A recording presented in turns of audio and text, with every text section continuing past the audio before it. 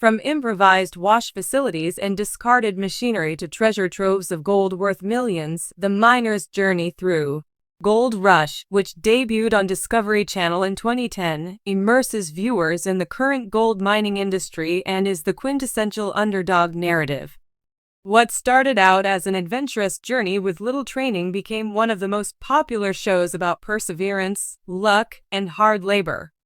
The stakes have increased, the technology has progressed, and the weigh-ins have, well, they've grown enormous. Exploring the largest gold hauls of the Gold Rush era is the subject of this film. These aren't your average house cleanings. Things like this go down in history books. The crews were barely surviving in the early seasons. As an illustration, consider Todd Hoffman and his team. Their aspirations in the first season outstripped their abilities. With second-hand tools and optimism, they set out for Porcupine Creek, Alaska. The truth, however, was unforgiving. The 14.64 carat of gold they scraped together that season was hardly enough to cover fuel expenditures. But it was a beginning, and that was just the beginning. It is precious. From Klondike to the Colorado Rockies to South America, miners have discovered rich ground throughout the years of the gold rush. There will be no such thing as this when we cook. What the Hoffman crew is seeing in the pans at the moment might be the beginning of a monumental future.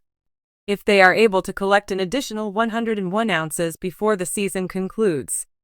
The Hoffman crew's mining activities at Quartz Creek in the Yukon improved marginally by season 2. Some 93.50 was mined. They were still a long way from their goals, but at least they were making progress. As part of their third season partnership, the Hoffman crew established 2 businesses with the help of Dave Turin. This time, the intensity level between the 2 squads was over the roof.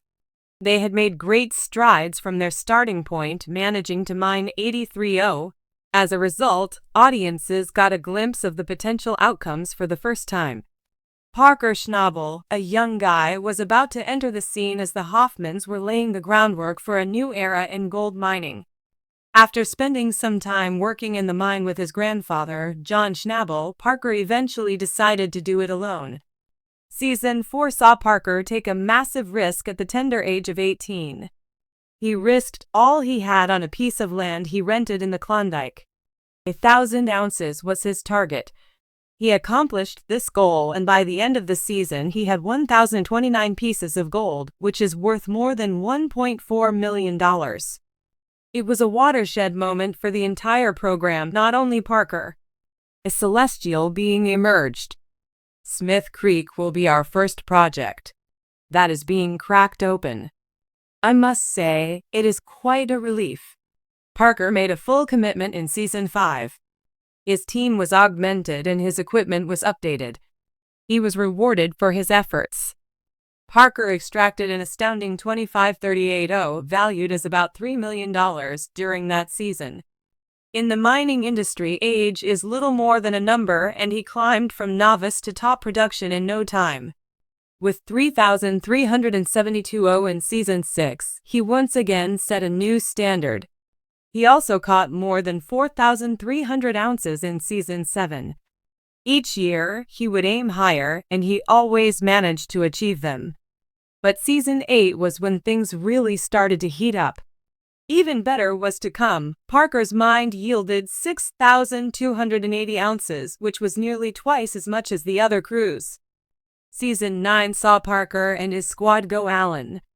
They wanted to catch 7,000 ounces this season.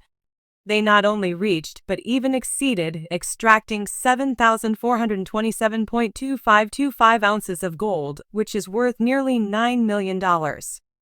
At the time, it was among the largest weigh-ins in the history of the Gold Rush. Parker made her mark on television history in Season 12. In that one year, his group broke all records with an incredible $839.75 in gold extracted. To put it in perspective, that's more than $16 million worth of gold in only one season, considering that gold prices are approximately $2,000 per ounce. Those were more than simply figures. Those were times that will leave an indelible mark. They demonstrated Parker's remarkable journey from a young man using borrowed equipment to a legendary figure in the gold mining industry. Naturally, Parker had help. His high-performance wash plants were a major factor in his success. Fans of the show will be familiar with Big Red and Rather Far Away. These devices were engineered to handle large quantities of dirt efficiently, minimizing any losses. Big Red, specifically, was responsible for numerous large-scale cleanouts in Parker, including ones that exceeded 1,000 ounces in a week. Actually, a cleanout by Big Red that produced 1,140 ounces all at once was one of the most memorable moments of the series. This was the biggest single cleanup that Parker has ever witnessed before. However, a different miner was causing quite a stir. The Viking, Tony Beats, opted for a more traditional strategy. He acquired enormous, weathered gold dredges, repaired them, and set them to work again. Dredges are massive, water-based mining equipment that pulverize soil for its gold. They saw extensive use at the turn of the 20th century before falling into disuse. Tony returned them, and they were a huge success. The 737 ohms mined in Season 6 by Tony's freshly restored dredge was a respectable beginning. Season 7 saw an expansion of his dredge operations, nevertheless, and his crew hauled in 2,176 ohms. With 3,659 ohms guys in all, Season 8 was yet another significant improvement. By Season 9, Tony had set his sights on 6,000 ohms, but he was only able to manage 4,400 ohms. Considering the relative cheapness of dredging and conventional mining, it was nevertheless a remarkable quantity. Not only did Tony think ahead, but he also carefully selected the equipment that would make his strategy stand out. Although it was less expensive, dredging was slower. After it was set up, a dredge could process tons of soil each day with very little manpower and fuel. In the mining industry, this signifies a rarity, consistent, dependable gold. In subsequent seasons, his dedication to this approach yielded positive results. There is more than one method to successfully mine gold, as Tony's activities produced 5,295 ohms by Season 13, keeping him in the race with Parker. Gold Rush also included Rick Ness, another well-known character. Before striking off on his own, Rick was Parker Schnabel's right-hand man. Rick mined 115 ohms in Season 9, his debut season as a mined master, surpassing his own target and putting naysayers to rest. He had it worse the next year due to frozen ground and machine breakdowns. Rick recovered from a season in which his squad only caught 547 ounces. They reached about 1,080 ounces in Season 11.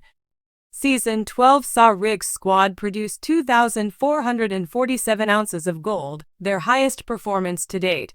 Rick preferred a more personal and hands-on approach.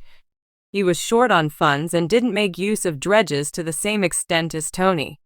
His perseverance and passion more than compensated for his financial shortcomings. In order to remain competitive, his little crew would frequently put in long hours maintaining machines and pushing over challenging terrain. By this stage of the gold rush, the figures were no longer insignificant. Seasonal output from the best miners reached thousands of ounces, with individual cleanouts reaching over 500 ounces. Such cleanouts gained notoriety. Viewers eagerly anticipated each episode's conclusion to find out how many gold pieces were left. Do you want 200 ounces, 600 ounces, or more than 1,000 ounces? The weigh-in scenes, which had been building suspense, eventually became the show's most riveting moments. Over the years, Gold Rush evolved into something much more than a reality show. For modern mining, it became an encyclopedia.